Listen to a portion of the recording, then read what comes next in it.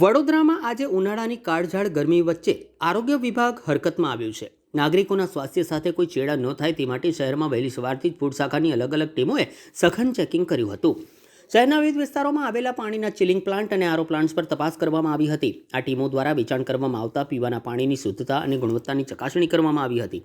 તપાસ દરમિયાન જય રિદ્ધિ એજન્સી ખાતે ફૂડ ઇન્સ્પેક્ટરોની 2 ટીમોએ ચેકિંગ હાથ ધર્યું. અહીં પીવાના પાણીના પ્લાન્ટ પર ભારે ગંદકી અને અસ્વચ્છતા જોવા મળતા આરોગ્ય વિભાગે કડક કાર્યવાહી કરી હતી. નિયમોનું ઉલ્લંઘન કરનારા પ્લાન્ટ ઓપરેટરોને તાત્કાલિક અસરથી પાણીનું વિતરણ બંધ કરવા સૂચના આપવામાં આવી હતી. સાથે જ સંપૂર્ણ સ્વચ્છતા જાળવ્યા બાદ જ પાણીનું વેચાણ ફરી શરૂ કરવા આદેશ આપવામાં આવ્યા હતા. આરોગ્ય વિભાગના અધિકારીઓએ જણાવ્યું હતું કે લોકો સુધી શુદ્ધ અને સુરક્ષિત પીવાનું પાણી પહોંચે તે માટે આ કાર્યવાહી કરવામાં આવી રહી છે. સાથે જ આગામી દિવસોમાં શહેરમાં કેરી અને શેરડીનો રસ વેચતા વિક્રેતાઓ સામે પણ ચેકિંગ અભિયાન હાથ ધરવામાં આવશે. વડોદરા શહેરમાં આજે ફૂડ સેફ્ટી અંતર્ગત 4 ટીમો કાર્યરત છે, જે ઉનાળાના ઋતુ દરમિયાન જે વોટર જગ, આઈસ ફેક્ટરી માં ખાસ કરીને વપરાશ વધુ હોય છે ગ્રાહકો માટે. તો તે અંતર્ગત અમે આજે આરવી દેસાઈ રોડની એક વોટર જગ ચિલિંગ પ્લાન્ટ છે ત્યાં હાજર થયેલ છે.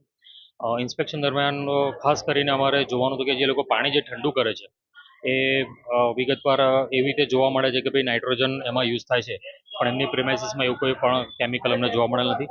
તેઓ તેમના ચિલિંગ પ્લાન્ટ અંતર્ગત જ પાણી ઠંડુ કરે છે અને જે મશીનરી એમની જે મેમરન અને જે ફિલ્ટર્સ છે એ કેટલા સમયાંતરે ચેન્જ થાય છે તેની પણ આપણે ખાસ કરીને ચકાસણી કરીએ છીએ. પીવાના પાણીની ચિંતા આરોગ્ય વિભાગે કરી છે, આવકારદાયક છે, પરંતુ ખાદ્ય પદાર્થો જ રીતે વેચાય છે, લાઈક લસ્સી છે, શેરડીના રસના ગોલા છે, એના ઉપર શું કામગીરી કરવામાં આવી રહી છે અને આગામી દિવસોમાં શું આયોજન છે આ લોકોનું?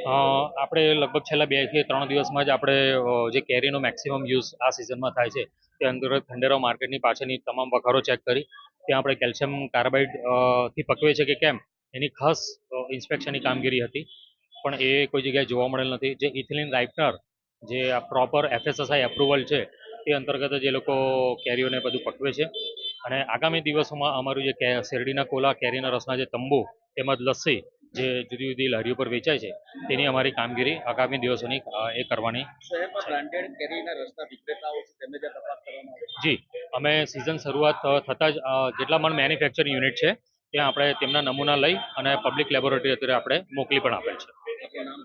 Food safety officer PM Bhavsar, VMC Vadodara.